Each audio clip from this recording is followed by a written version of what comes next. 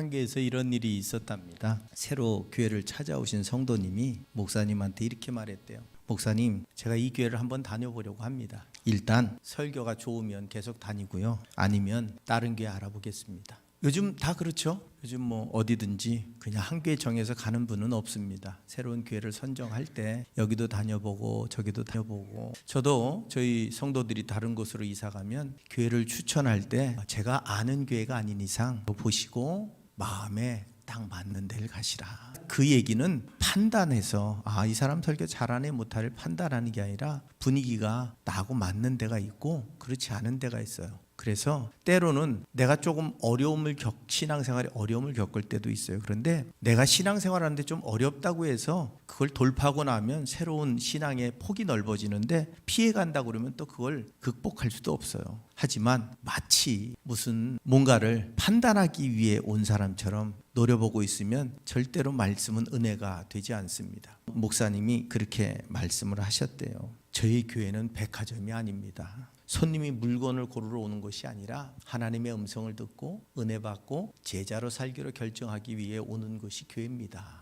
혹시 우리는 그렇지 않은가요? 우리는 우리가 원하는 말씀만 듣고 우리에게 축복해 주겠다는 말씀만 선택하고 내가 좀 들으면 힘들고 어려울 것 같고 선택하면 괴로울 것 같은 건 패스 넘어가고, 하나님이 복 주시고 복 주시고 또 주시고 더 주시고 많이 주시고 굉장히 주시고 넘치게 주시고 흘러나오게 주시고 꼭 이 복 주시고에는 아멘이 잘 나와요. 하나님 앞에 충성하시고 헌신하시고 열심을 잘 안 나와. 앞에 나왔다니까 안 하면 뭐라 그럴 것 같으니까 어쩔 수 없이 하지. 그러니까 우리가 설교 중에도 취사 선택을 한다는 거예요. 요거는 패스. 요거는 괜찮을 것 같아. 우리는 백화점에 와서 뭐 물건을 고르는 사람들이 아니라 하나님의 뒤를, 예수 그리스도의 뒤를 따라가며 그분이 걸어가신 그 길을 나도 그대로 밟아갈 수 있으면 행복한 인생이 되어져야 되는데, 그게 아니라 우리의 신앙생활이 혹시 나 중심으로 소비적인 형태가 내게 필요한 것, 내가 사용할 것, 내가 원하는 것, 내가 바라는 것을 취하고 있다고 그러면 우린 여러분 결국은 신앙이 아니라 백화점에서 물건 사듯이 결국은 그 안에서 은혜도 능력도 하나님과의 동행함도 이루어질 수 없다는 겁니다. 백화점 가면 내가 필요한 것만 사죠. 그렇죠? 다 대답을 안 하는 거니까 백화점 가면 필요한 것만 사는 분은 안 계시군요. 여러 가지 막 사지. 맞아요. 죄송합니다. 없는 걸 얘기하니까 그렇지. 이마트 가서는 원하는 것만 사잖아요. 그냥 딱 뭐 정해진 것만 사지 않고. 그렇죠. 이마트 얘기를 할 걸 백화점 얘기, 없는 백화점 얘기를 하니까 다들 백화점이 뭐더라 헷갈리지. 하긴 그랬대요. 우리 지방, 속초 북지방 청소년 수련회 와가지고 강사님이 빕스 얘기를 했대요. 애들이 빕스가 뭔지를 모르니까 뭔 얘기를 하는 건지 못 알아먹더래. 니네 빕스 모르니 그래. 다 모른다 그랬대. 그래서 그냥 잘 아는 햄버거 가게 얘기했더니 그건 안 돼. 똑같은 상황이 벌어졌는. 그러니까 얘기가 어디까지 당황스러워가지고 내가 지금 맞아. 취사 선택. 우리가 말씀을 취사 선택해서 듣는 게 아니라 말씀을 말씀으로 받을 때 그 말씀 안에서 우리는 우리의 길을 발견하게 되는 거죠. 그리고 우리가 가야 될 기준을 만들어낼 수 있습니다. 우리가 만든 기준은 하나님의 기준이 아니에요. 우리가 좀 착각하지 말아야 될 건 내가 만든 기준은 내 기준이에요. 하나님의 기준이 아니에요. 우리는 내 기준으로 사는 사람이 아니라 하나님의 기준으로 사는 사람들이에요. 이거를 빨리 우리가 믿음이 커진다, 성숙해진다는 얘기는 뭐예요? 내 삶의 기준이 자꾸 하나님의 말씀으로 맞춰지는, 내가 원하는 건 이건데 하나님은 이렇게 하라고 말씀하시면 이걸 포기하고 이걸 잡을 수 있는, 하나님이 원하는 걸 잡을 수 있는 게 믿음이라는 거예요. 그런데 우리는 자꾸 여전히 동일하게 내가 원하는 걸 하나님이 이루어 주시기를 기대하며 살기 때문에 우리 실망이 많아요. 하나님은 절대 내가 원하는 걸 이루어 주시지 않습니다. 내게 좋은 걸 이루어 주시지. 그러니까 우리가 그 두 개를 구분해야 돼. 내가 원하는 게 좋은 게 아니에요. 내가 원하는 걸 좋은 것이라고 생각하는 게 그게 착각인 거예요. 하나님이 주시는 게 좋은 거예요. 그런데 하나님이 주시는 게 고난일 수 있고 헌신일 수 있고 용서일 수 있고 낮아짐이고 비움이면 그게 좋은 거예요, 내게. 왜냐하면 그 하나님의 뜻을 따라 살아갈 때 그곳에 채워지는 하나님의 은혜가 좋은 것이기 때문에 그렇습니다. 근데 우리가 생활도 백화점에 나오듯이 한다면, 쇼핑하듯 한다면 우리는 절대로 온전한 신앙의 길, 예수의 제자의 길을 걸어갈 수 없다는 겁니다. 어느 영국의 목사님이 이런 비유를 했대요. 영국 사람들이 축구를 굉장히 좋아하잖아요. 그래서 그 축구장에 비유를 했대요. 22명의 선수는 축구장에서 목숨 걸고 뛴다. 땀 흘리고 부딪히고 깨지고 상처받고 분노하고, 그 축구장 안에 22명의 선수는 죽어라고 뛰는데 그 이외의 관중석에 있는 그 수많은 사람들은 이래라 저래라 목청 높이 소리만 지르지 정작 본인들이 그 경기장에서 뛰는 선수가 되질 않는다는 거예요. 그러니까 말하긴 좋지만 행동하기는 어려운 거예요. 하나님은 우리가 관중이 되길 기대하시지 않습니다. 우리가 선수로 뛰기를 기대하시는 거지. 이 세상에서 우린 모두 선수예요. 내 삶의 주인공이잖아요. 내 운동장의 경기 선수예요. 내 인생의 길에서, 내 직장에서, 내 삶의 가정에서, 내 자리에서 우리는 선수예요. 직접 뛰는 선수예요. 그런데 관중이 되면 어떻게 해요? 이렇게 저렇게 판단하고 정죄하고, 그러니까 뭐가 돼요? 싸움이 되는 거예요. 싸움. 내가 직접 뛰면 땀을 흘리면 아우 마음대로 안 되는 거 알아요. 내 뜻대로 안 되는 거 알아요. 그렇지만 내 땀과 수고의 열매는 분명히 반드시 이루어진다는 사실입니다. 가정에서도 마찬가지예요. 우리가 부부간에도 함께 뛰는 운동선수여야 되는데 그 가정을 함께 만들어가야 되는데 지켜보는, 보통 남자들이 지켜보죠. 저희 집사람이 어제 흉을 또 봐야 되는데 째려보고 있어가지고 흉보기가 애매하네.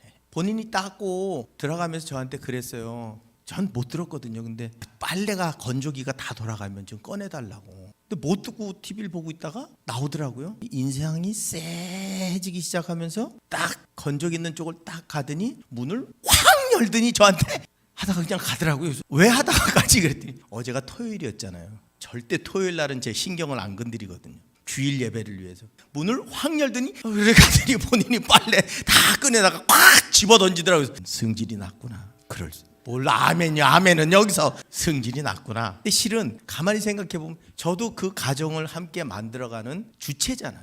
그러면 뭔가 해야 될 일이 있으면 나도 가서 스스로 꺼내서 빼와서 놓고 해야 되는 게 마땅한 거잖아요. 근데 때로는 관중이 돼요. 근데 기분 나쁘게 빨래를 탁 던지니까 기분이 상해. 나빠.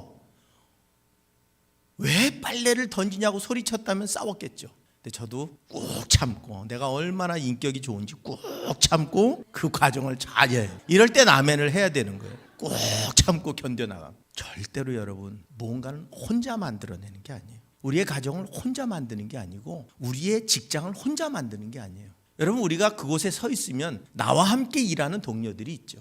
나와 함께 일하는 동료들과 우리는 함께 만들어가는 거예요. 그런데 때로 우리가 얄미운 사람이 누구예요? 하진 않으면서 지적질하는 사람이 제일 얄미운 거예요. 아 이거 해야 되는데, 아 저거 해야 되는데 누가 안 했어? 뭐 이러고 다니는 동료들이 꼭 있어. 제일 얄미운 사람이에요.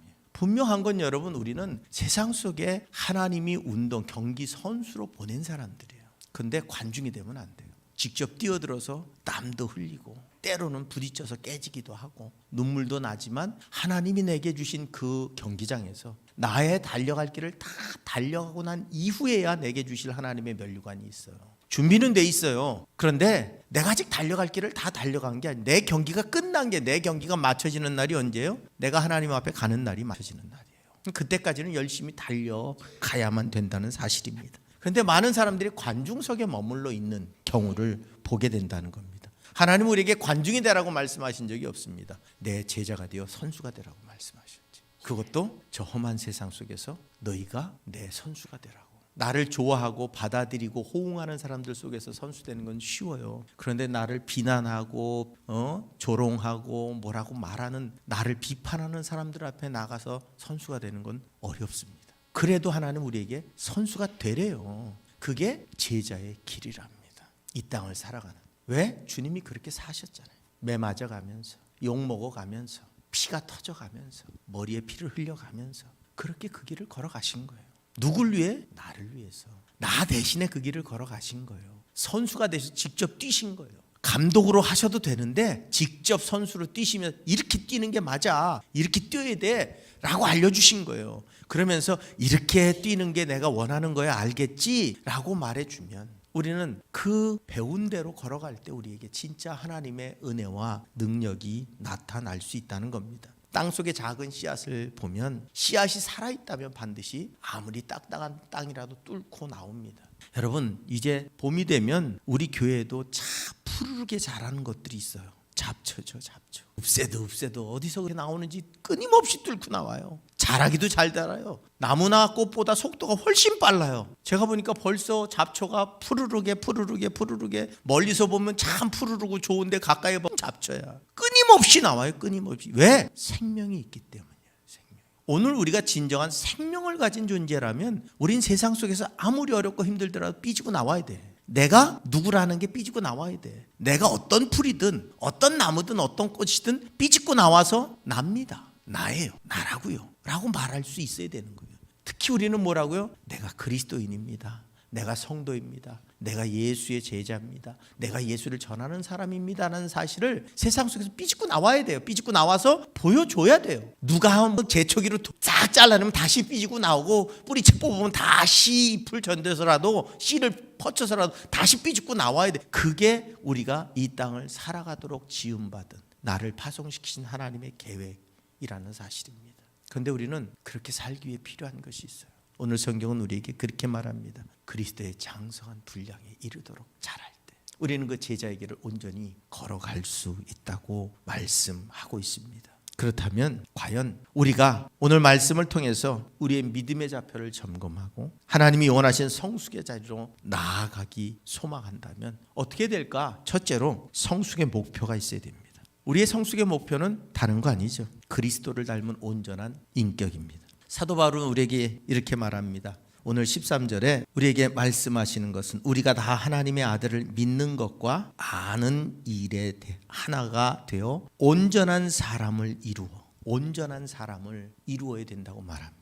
미켈란젤로에게 어떤 사람이 이렇게 물어봤대요. 당신은 어떻게 저렇게 아름다운 조각을 할 수 있습니까? 그렇게 물어봤더니 젤로가 이렇게 대답했답니다. 내가 만든 게 아니고 그 돌 안에는 이미 그 아름다운 천사가 있습니다. 나는 그 천사를 찾아내기 위해서 그 나머지 부분을 쪼개내기만 하면, 잘라내기만 하면 그 천사가 나옵니다. 그 안에 있는 천사가. 분명한 것은 우리의 인격이 우리가 진정으로 온전한 사람으로 거듭나기 위해서 우리가 성숙한 사람이라고 하는 것, 성숙한 사람이 된다고 하는 건 내 안에 심어놓으신 하나님의 형상을 드러내면 되는 거예요. 내 안에 심겨진 하나님의 형상이 드러나도록 하는 거예요.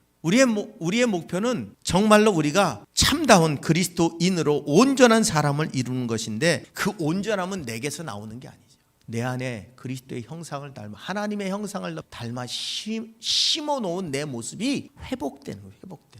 내가 얼마나 공부 열심히 하고 내가 얼마나 노력하고 내가 얼마나 수고했느냐 이전에 우리 안에는 이미 온전을 이루는 사람을 담아 놓으셨다는 거예요. 하나님의 형상을 담아 놓으셨다는 거예요. 그걸 회복해야 되는데 어떻게 회복하느냐? 하나님과 연결되어 회복되지. 우리의 노력으로 회복되는 게 아니라 하나님과 연결될 때 그 모습이 회복되어질 수 있다는 겁니다. 오늘 온전하다는 말은 실수가 없다는 말이 아니에요. 원어상으로 온전하다는 말은 목적에 도달한 상태를 의미합니다. 제 역할을 다 하는 상태.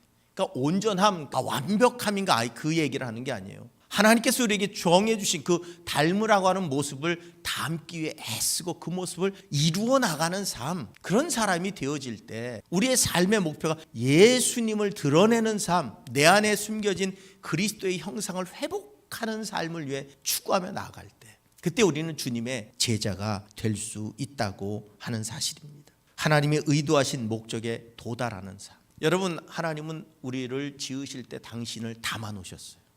그래서 우리 안에 그 사랑을 담아 놓으셔서 어떻게 해요? 우리가 사랑할 때 행복하죠. 안 그런가요? 밥 먹고 졸려가지고 다들 이거 맞추지 말아요. 이거 맞추다 보면 이거 아주 자기 딱 좋아. 이게 아주 리듬이 딱 자기 좋은 리듬으로 들어가는 거 이거. 근데 다들 지금 동시에 이러고 흔들려서 나도 이거 같이 이렇게 흔들다 보니까 나도 졸려 죽겠네. 리듬을 맞추지. 엇박자를 가야 자꾸 깨는 거예요. 엇박자를. 근데 그게 쫙 맞춰서 왔다 갔다. 저절로 눈이 감기 저절로. 하나님이 우리에게 의도하신 삶의 우리 안에 담아 놓으신 그 하나님의 품성, 그게 되살아나는 것. 근데 내 힘으로는 안 되잖아요. 하나님은 사랑이시랍니다. 내 안에 사랑을 담아 놓으셨어요. 내 안에 사랑이 있어요. 없는 게 아니에요. 그 있는 사랑이 드러나도록 만드는 것. 그게 온전함을 이루는 사람의 목표, 예수 닮은 목표를 가지고 나아가는 겁니다. 그리고 여기 사람이라는 아내르란 말은 성숙하고 책임 있는 어른을 의미하는 단어예요. 그냥 일반적으로 사람이라고 하는 단어가 아니라 어른을 뜻하는 의미의 성숙한 어른이 되는 거예요.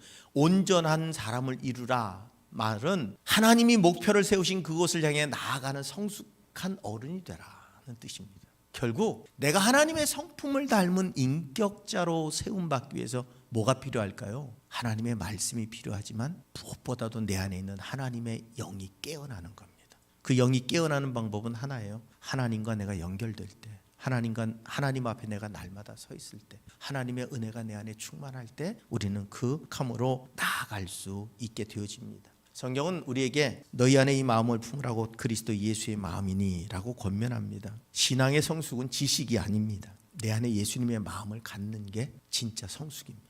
그 예수님의 마음은 어떤 걸까요? 죄인을 용서하는 거죠. 죄를 미워하되 죄인을 사랑하는 거죠. 여러분, 죄는 미워해야 되지만 죄인까지 미워하면 그 사랑은 사라져버리는 거잖아요. 참 쉽지 않아요. 제가 오늘은 이상한 기도가 아침에 설교 나오기 전에 시작이 됐는데, 그게 뭐냐면 하나님, 내가 우리 성도들을 사랑하게 해달라고 그렇게 기도를 했어요. 사랑하는 마음, 사랑하게 해달라고. 그러니까 이뻐 보이잖아요. 아유, 오늘은 완전히 황진이야 다. 갑자기 무슨 연예인들 앉아 있는 것 같고. 그러니까 왜 그런 기도를 하게 하셨는지 모르겠어요. 그런데 오늘 설교를 이제 준비하고 하나님 이제 강단에서 손을 들고 기도하는데 하나님이 나한테 사랑하게 해달라고 기도하게 만드시더라고요. 그래, 사랑의 마음이 없이 전하는 건 아무 의미가 없다. 사랑의 마음 없이 가르치는 건 그것 가지고 사람이 변화될 수는 없다. 먼저 사랑하고 그 다음에 하나님의 말씀을 전해야 그게 진짜다. 오늘 제가 아침부터 지금까지 계속 하는 기도는 그겁니다. 사랑하게 해주십시오. 근데 다들 이루고 있으니 내가 사랑의 마음이 자꾸 도망을 가려고 그래가지고 내가 붙드내라고 애를 먹고 있는 거예요. 리듬 타지 말라니까. 리듬 타지 말고 가만히 있으라. 자꾸 잊어먹네. 넘어가야지. 우리가 온전한 인격을 이룰 때 예수님의 성품을 담는 게 우리의 목표예요. 기준이 뭐냐? 기준이. 도대체 어떤 기준으로 우리가 예수님의 성품을 닮을 수 있을까? 온전한 사람을 이룰 수 있을까? 온전한 인격체가 될 수 있을까? 그냥 그대로 그리스도죠. 우리의 기준은 예수님입니다. 그냥 예수님을 닮아가는 것, 예수님을 따라가는 것, 예수님을 쫓아가는 것, 예수님과 함께하는 것, 그게 우리의 기준이에요. 성경에 우리에게 주님은 수없이 많은 말씀을 하셨습니다. 그래서 오늘 성경이 뭐라고요? 그리스도의 장성한 분량에 이르도록 자라랍니다. 우리의 기준은 그리스도입니다. 여러분, 우리의 신앙생활의 기준은 때로는 어떤 사람이 될 수도 있고 존경하는 누가 될 수도 있지만, 신앙에 있어 기준은 오직 그리스도 한 분밖에 없는 줄로 믿습니다. 분명한 것은 그 그리스도의 분량, 우리 믿음을 재는 기준은 다른 사람이 아니라 오직 예수 그리스도이시기에 그 예수님이 우리에게 말씀하신 그 기준을 따라서 충만하게, 이 말은 단순히 가득 찼다는 의미가 아닙니다. 하나님이 날 주장하신다는 뜻이에요. 하나님이 날 통제하신다는 뜻이에요. 하나님이 내 안에 충만하셔서 날 다스리시다는 뜻이에요. 그러니까 내가 그리스도를 닮아가는데 내 힘으로, 그 그리스도가 내 삶의 기준인데 그 그리스도를 닮아가려 했더니 내 힘으로 안 되는 거예요. 하나님이 나를 통제하시고, 하나님이 날 통치하시고, 하나님이 날 다스리시고, 하나님이 내 인생을 주장하실 때 나는 그리스도가 기준이 된 삶을 살아갈 수 있다는 겁니다. 로이드 존스 목사님이 영적 성숙을 성령의 통치가 삶 전체를 다스리는 것이라고 말했습니다. 주일날만 그리스도인이 되면 안 된다는 거예요. 월요일 직장에서도, 화요일 가정에서도, 우리가 만나는 모든 한 주간의 삶의 자리, 모든 곳에서 그리스도가 나타나야 되는 거예요. 그리스도의 말씀이 나를 이끌어가게 만드는 거예요. 그게 우리가 그리스도를 기준으로 사는 거예요. 여러분, 우리는 그리스도를 기준으로 삼았다고 얘기하는데 일주일 내내 그리스도가 떠오르지도 않아요. 그리스도를 생각하지도 않아요. 근데 어떻게 생각나지도 않고 떠오르지도 않는 그분을 기준으로 살 수 있을까요? 우린 갈등의 순간, 고민의 순간, 문제를 결정해야 되는 순간에는 때로 너무 힘들면 그리스도가 떠오르죠. 근데 여러분, 그리스도가 떠오르긴 하는데 선택이 뭐예요? 그리스도가 원하는 걸 선택해야 돼요. 손해보아도, 피해를 보아도, 상처를 입어도, 부족해도 하나님이 기뻐하시는 것을 선택할 때 우리는 그리스도의 장성한 분량에 이르는 기준에 맞춰 사는 삶인 거예요. 근데 어떻습니까? 우리의 선택의 기준은 손해 안 보는 거, 자존심 안 상하는 거, 내가 피해 안 보는 거, 내가 남들보다 높아지는 거, 내가 남들보다 많이 갖는 게 기준이잖아요. 그럼 우리는 이미 그리스도의 기준으로부터 벗어난 선택을 하면서 우리는 예수님의 제자라고 이야기하고, 나는 성도라고 얘기하고, 예수 믿으라고 얘기하는 게 통하겠느냐는 겁니다. 전혀 안 통하죠. 세상 가운데 우리는 그리스도를 기준으로 결정하고 선택할 수 있을 때, 그때 우리가 그리스도의 제자가 될 수 있다고 하는 사실입니다. 반면에 성숙하지 못한 사람을 누구라고 하요? 어린아이라고 표현을 하고 있습니다. 분별력이 없는 상태를 의미하는 겁니다. 그냥 세상에 기준 따라 그냥 휩쓸려 사는 거예요. 분별력 없이 세상에 이게 좋다면 이거 따라가고 저게 좋다면 저게 따라가고 이게 많다면 이거 저거 좋다면 저거 그냥 세상의 흐름대로 유행대로 풍조대로 그렇게 따라가는 거 분별력 없이 그걸 어린아이 같은 신앙이라고 말합니다. 세상의 유행보단 하나님의 뜻이 먼저인 삶. 비록 내가 돌아가더라도 멀리 가더라도 힘들게 산을 올라가야 되더라도 하나님의 기준이 거기라면 그렇게 걸어갈 수 있는 삶이 성숙한 신앙인 겁니다. 여러분 어린아이들은 힘든 거 못 버텨요. 어린아이들은 괴로운 거 못 버텨요. 어린아이들은 내가 먼저인 거예요. 오늘 제가 오전 예배 끝나고 막 올라갔더니 유치부가 이제 에스라실에서 막 나오는 거예요. 이제 이재희 집사하고 지정배 성도가 서원이하고 윤찬이하고 데리고 이렇게 나오면서 막 얘기를 하더라고요. 근데 이재희 집사가 절 봤으니까 목사님한테 인사해야지 서원이 그랬더니 들은 척도 안 해요. 자기 얘기만 막 야 먼저 인사부터 하고 얘기가 끝났어. 그러니까 안녕하세요. 그러고 인사. 이건 뭐지? 내가 먼저는 내가. 내 할 얘기가 먼저. 엄마 지금 내 얘기 들어봐. 그러고 내 얘기가 먼저. 막 해서 자기 얘기가 끝났어. 인사해야지 그랬더니 아무 일 없었다는 듯이 90도로 고개를 숙이고 인사를 뻑 하는 거예요. 이게 어른과 어린아이 차이구나. 어른은 지금 뭐가 먼저인지 먼저 분별을 하고 그 다음에 내 얘기 이렇게 가는데 그게 아니라 아이들은 진짜 나부터 해 나부터. 내 얘기 먼저. 중요한 얘기도 아니에요 별로. 본인한테는 굉장히 중요한 얘기죠. 아이한테는 중요한 얘기지만 우리가 바라볼 땐 그렇게 중요하지 않은 이야기. 그것에 집중하고 있는 거예요. 오늘 여러분 우리가 우리의 삶에 우리의 생각에 우리의 부유함과 건강에 우리의 계획에 집중되어 있어서 하나님이 뭐라고 말씀하시는지에 관심이 없어요. 근데 우리는 성숙한 그리스도인이라고 자부하며 삽니다. 우리가 진짜 성숙한 그리스도인이라면 지금 내 삶의 상황과 현장과 조건 속에 하나님이 들어오셔야 돼요. 하나님이 들어오셔서 그 하나님이 뭐라고 말씀하시는가 우선이 될 때 그때 우리는 그 기준을 삼은 그 삶을 살아갈 수 있게 되는 거예요. 무엇에든 하나님이 들어오셔야 돼요. 예수 그리스도가 기준이 됐다는 이야기는 내 모든 삶의 결정권을 그분을 맞춰서 결정한다는 걸 의미합니다. 그게 제자의 삶입니다. 그렇다면 우리가 이 한 주간 어떻게 살아가야 될지 분명합니다. 내 유익이나 만족이나 기쁨이나 내 영광이 아니라 이걸 통해 하나님이 무엇을 원하시는지가 먼저인 거예요. 이걸 통해 하나님이 무엇을 이루시기 원하시는지가 먼저. 그 기준으로 살아간다면 우리는 어떤 풍파도 넘어갈 수 있습니다. 옛날에 항해시대 선원들은 가장 중요하게 여긴 물건이 하나 있었답니다. 폭풍 속에서도 평안할 때도 어떤 상황 속에서도 잊어버리지 않는 하나, 항상 품에 지니고 있는 건 하나. 그게 뭐냐면 나침판입니다. 방향을 가리키는 것. 그것만 있으면 폭풍 속에서도 자신의 목적지를 향해 갈 수 있기 때문이죠. 오늘 여러분 우리가 살아가는 세상은 우리를 유혹하는 것도 우리를 고난 가운데 몰아넣는 것도 너무 많습니다. 그런데 우리가 이 세상을 살아가며 분명히 기억해야 될 것은 그리스도께서 내게 주신 생명이고 그리스도께서 내게 주신 사명이고 그리스도께서 내게 살아가라고 명령하신 삶입니다. 그게 우리의 기준이 될 때 우리는 그 여러 가지 수없이 많은 일들을 분별하며 주님의 뒤를 따라가는 거룩한 삶을 살아갈 수 있게 되어질 줄로 믿습니다. 그리고 그 삶의 목표, 삶의 기준이 분명하다면 어떻게 살아가야 될 것인가 하는 거예요. 어떻게. 오늘 성경은 우리에게 그렇게 말씀을 하고 있습니다. 오직 사랑 안에서 참된 것을 하여 범사에 그에게 이르기까지 잘할지라. 오직 사랑 안에서 참된 것을 하여 범사에 그에게 이르기까지 잘하라 나라고 성경이 우리에게 말씀하고 있습니다. 성숙한 삶의 방법이 뭐냐? 사랑과 진리의 균형을 세우는 삶이에요. 이제 우리가 어떻게 성숙을 이루어갈 수 있을까? 분명한 것은 사랑 안에 진리가 있어야 돼요. 진리 안에 사랑이 있어야 돼요. 여러분 사랑 안에 진리가 없고 진리 안에 사랑이 없다면 헛된 기준을 잃어버린 온전한 균형을 잃어버린 삶이 되어질 수밖에 없다고 하는 사실입니다. 입술로는 진리를 말하고 삶이 따르지 않는다면 그건 성숙한 게 아니고요. 진리를 말하며 사랑이 없다면 그건 온전한 게 아닙니다. 그 사랑과 진리가 함께 걸어갈 때 가장 온전한 삶이 이루어질 수 있어요. 여러분 진리만 강조하다 보면 정죄하는 사람이 되고요. 사랑만 강조하다 보면 진리를 잃어버린 인생이 됩니다.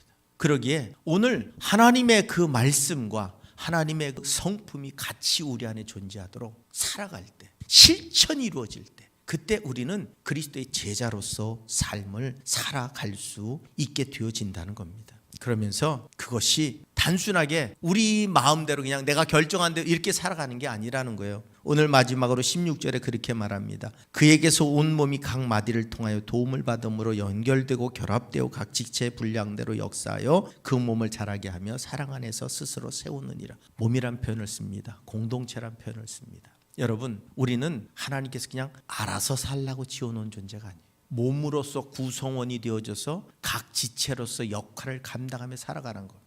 그 역할을 어떻게 사랑과 진리 안에서 감당하라. 곧 몸을 세워가는 자들, 공동체를 세워가는 자들. 이기적인 그리스도인은 그리스도인이 아닙니다. 그리스도인은 나 자신이 주님 앞에 온전히 서 있는 사람이면서 동시에 나를 통해 내 가정이 세워져야 되는 사람이고 내 일터가 세워져야 되는 사람이고 우리의 교회가 세워져 가도록 만드는 사람이 그리스도인이에요. 하나님은 결코 함께라고 하는 단어를 잃어버리신 적이 없어요. 세상 속에 있는 그리스도인이지 저 산골짜기에 있는 그리스도인을 원하시지 않는다는 거예요. 세상 어둠 가운데 있는 빛으로 그리스도인이지 태양 한가운데 있는 그리스도인 빛은 아무 소용이 없다는 거예요. 오늘 우리를 공동체 바깥으로 몰아내신 하나님이 아니라 공동체 안으로 파송하신 하나님께서 그 공동체를 온전히 세워가는 자로서 우리를 쓰시기 원하신다는 사실입니다. 그래서 우리에게 목표가 중요한 거예요. 온전한 성숙한 신앙인으로서의 목표를 가지고 예수 그리스도가 기준이 되는 삶을 살아갈 때 그 사랑과 진리는 우리의 공동체를 세워갈 수 있다는 거예요. 단순하게 그냥 나 혼자 잘 먹고 잘 살고 부자 되는 게 아니라 하나님은 몸된 우리의 삶이 역할을 감당하며 서로 희생할 줄 알고 서로 나눌 줄 알고 섬길 줄 알고 높일 줄 알고 그 속에서 질서가 세워지고 온전한 영광이 드러나는 거룩한 삶을 요청하고 계신다는 겁니다. 아프리카에 우분투라고 하는 말이 있습니다. 예전에 한번 말씀을 드렸습니다. 이 말의 뜻은 나는 우리가 있기에 라는 뜻입니다. 나는 우리가 있기에 존재한다. 한 인류학자가 이 아프리카 아이들을 데려다 놓고 나무에다 과일을 막 걸어놓고 아이들을 쭉 세워놓고 이야기했습니다. 먼저 가서 먹는 사람이 임자다.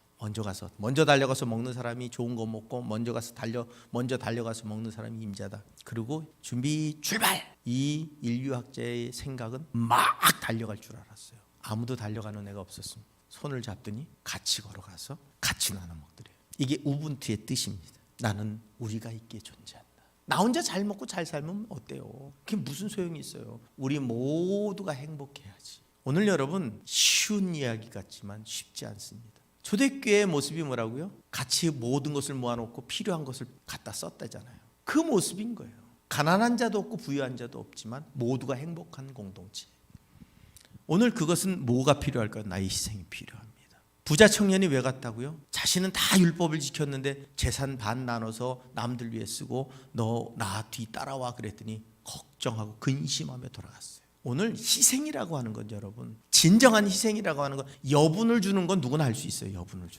여분을 주는 건 아무나 할 수 있어요. 그런데 나를 깎아주는 건 어려워요. 그런데 나를 깎아줄 때 그때 그 공동체는 살아나는 거예요. 나를 깎아서 나눌 수 있을 때 그 공동체는 힘 있는 공동체가 되는 거예요. 하나님은 오늘 이 땅의 그리스도인 공동체가 그런 공동체로 성숙한 신앙인들이 그리스도를 기준으로 삼아 세상 가운데 파송받아서 생명의 물로 흘러감을 통해서 어둠을 몰아내고 빛으로서 거듭남의 역사를 이루는 제자의 삶을 우리에게 요청하고 계신다는 겁니다. 여러분은 관중이 아니라 지체랍니다. 그러기에 지체는 수고해야 됩니다. 그래야 몸을 세워갈 수 있기 때문에 그렇습니다. 스페인은 산티아고 순례길이 있습니다. 저희 동기 목사님들도 여러 명이 그 길을 걸었더라고요. 뭐 한 달씩 이렇게 메고 그냥 며칠 걷고 오는 게 아니라 한 달씩 등짐 지고 그 걷는 그 길을 걷고 발에 막 물집 생기고 부르터가면서 그 길을 걷고 왔대요. 그래서 내가 그런 얘기를 했어요. 돈 줘가면서 외국까지 나가가지고 왜 그 고생을 하고 있냐. 나 같으면 그냥 맛있는 거 먹고 비행기 타고 들어오겠구만. 좋다고. 그런데 어떤 사람이 그런 이야기를 했답니다. 나는 이 길을 걸으며 깨달았다. 순례의 목적은 목적지에 빨리 도착하는 게 아니라 그 길을 걸으면서 내가 변하는 거다. 내가 변하는 것. 내가 예수 믿으며 그 믿음의 길을 걸으며 내가 변하는 것. 그게 우리를 향한 하나님의 뜻입니다. 매일매일 조금씩 멈추지 않고 변할 때 우린 주님 앞에 서는 날 조금 더 당당하게, 부끄럽지만 조금 더 자랑스럽게 두 팔 벌려 환영해 주신 주님 앞에 당당하게 안길 수 있는 그런 삶을 살아갈 수 있게 되어질 줄로 믿습니다. 오늘 우리가 성경이 말하는 것처럼 그리스도의 분량에 이르도록 자라서 이 땅 가운데 그 거룩한 발걸음이 날마다 그리스도의 영광을 나타내는 발걸음이 될 수 있도록 매일매일 여러분의 삶이 그리스도의 은혜로 충만하고 주님을 닮은 삶이 되실 수 있기를 주님의 이름으로 부탁을 드립니다.